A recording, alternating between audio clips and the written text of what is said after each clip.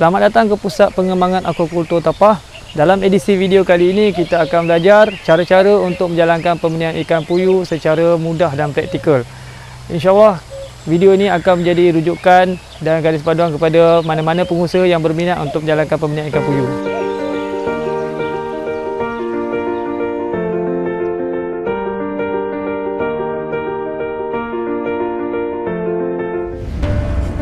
Sebelum proses pembenihan dijalankan, terlebih dahulu kita kena sediakan kolam lah.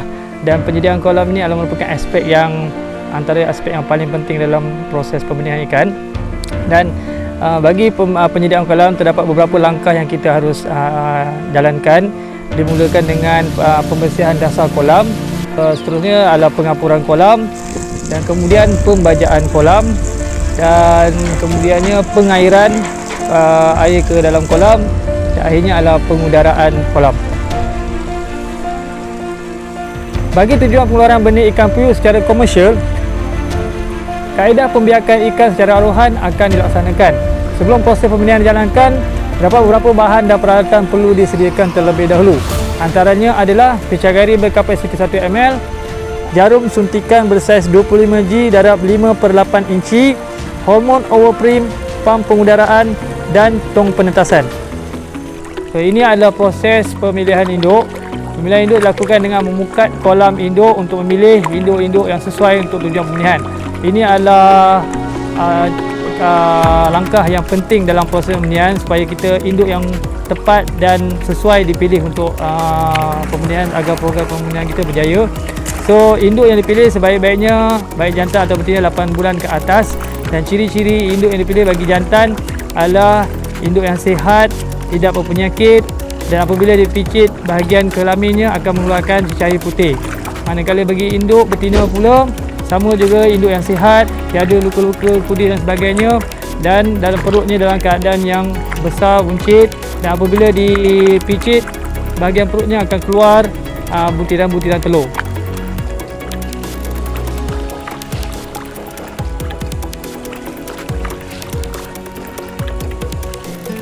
Bagi pembenihan ikan puyuh, hormon yang kita pilih adalah hormon overprim. Walaupun banyak pilihan yang ada, kita akan gunakan hormon overprim lah.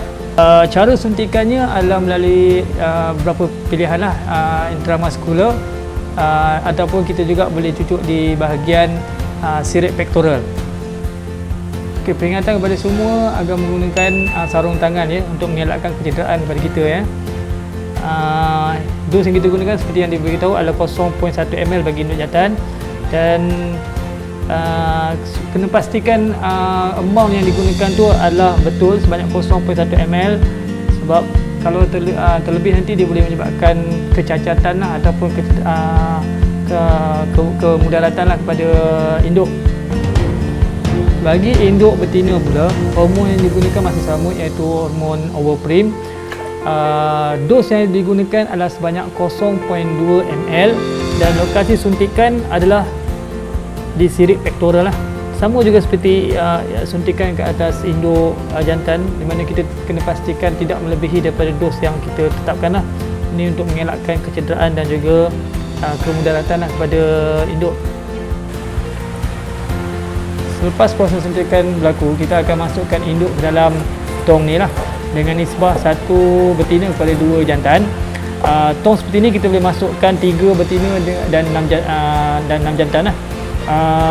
Dan kita akan ikat tali ini untuk mengelakkan induk melompat keluar, dan kita akan bekalkan 1 air stone lah untuk tujuan pengudaraan. Proses penjawaan akan berlaku hampir 24 jam, dan esok bila kita masuk, kita akan dapat lihat lah telur tu terapung di permukaan air.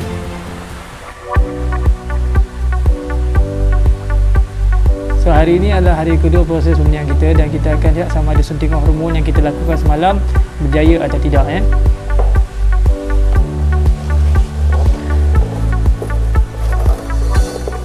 Okay, so seperti yang kita dapat lihat, telur terapung di permukaan air, dan dalam ni kita dapat perhatikan ada telur yang elok, masih elok, dan telur yang sambang. Kalau telur yang elok ni adalah telur yang dalam keadaan duduk sinar ya. manakala telur yang dah rosak ni adalah telur yang putih macam susu tu.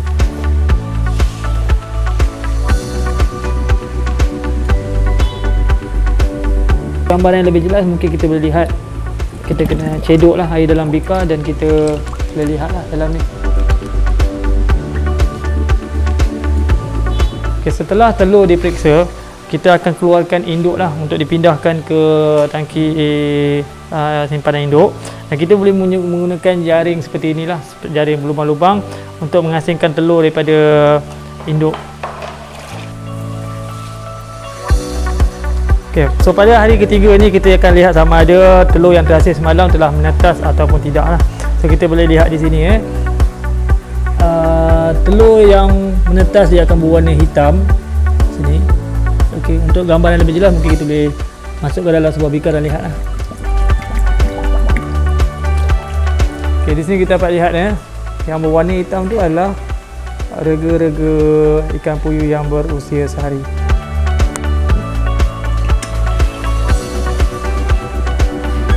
Okey, selepas telur menetas, rega dibiarkan di dalam tong dan tidak diberikan sebarang makanan kerana rega masih memiliki yorka. So, bagi proses seterusnya, kita akan mengasuh rega yang terhasil dengan cara menukar air dalam tong penetasan dan gantikan dengan air yang baru lah. Dan air tong ni, air dalam tong ni kita akan simpan sehari awal supaya suhunya hampir sama. Dan tujuan kita buat penukaran ini adalah supaya untuk menggantikan air yang lebih bersih dan menggantikan air yang telah kotor, dan supaya mengelakkan kematian rega lah. Dan proses ini kita akan ulang sebanyak 2 hari, iaitu pada hari ketiga hari ini dan juga hari keempat esok. So hari ini adalah hari kelima dan kita akan pindahkan rega ke dalam kolam asuhan. Dan proses pemindahan rega ni sebaiknya kita laksanakan pada awal pagi, kerana pada awal pagi suhu dalam tong penentasan dan suhu di kolam asuhan ni hampir sama. Proses ni kita mulakan dengan mengeluarkan sekitar 70% daripada air dalam tong penentasan.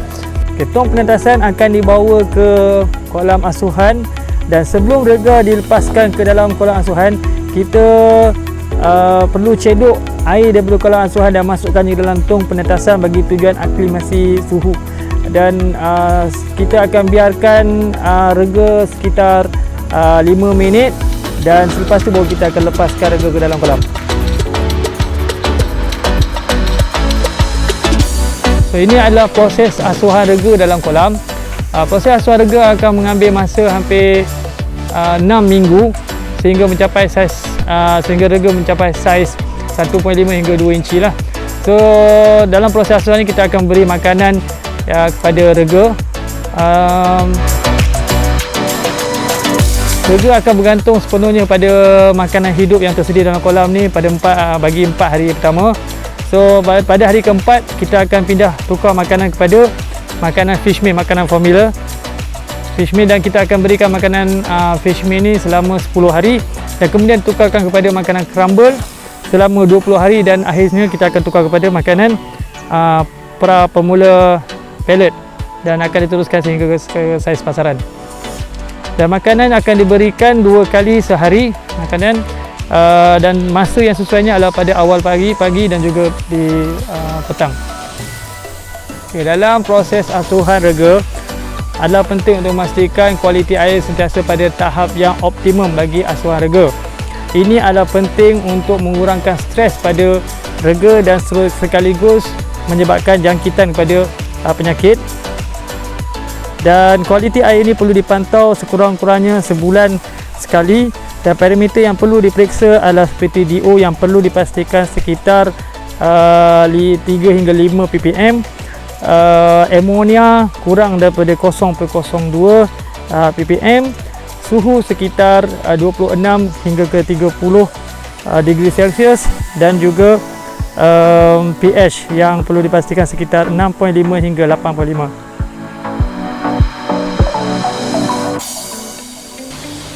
So hari ini kita akan lihat bagaimana proses penuaian ikan dijalankan.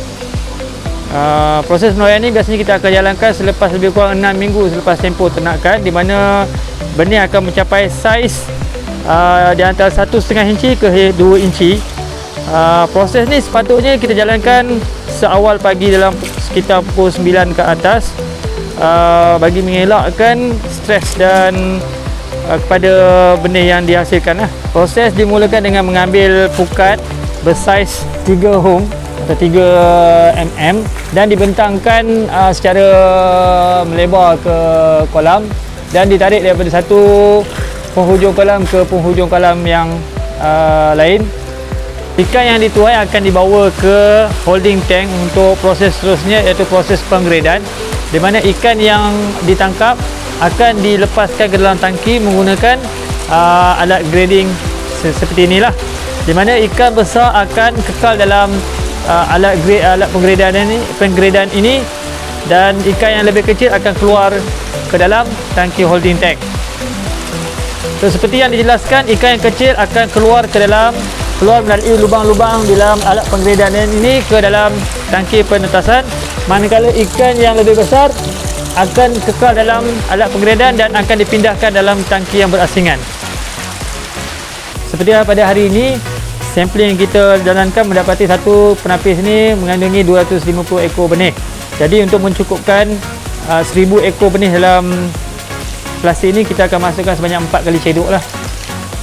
Selepas proses anggaran benih ni dijalankan, benih akan dibungkuskan menggunakan oksigen, di mana oksigen diisi 2/3 daripada kapasiti plastik pembungkusan.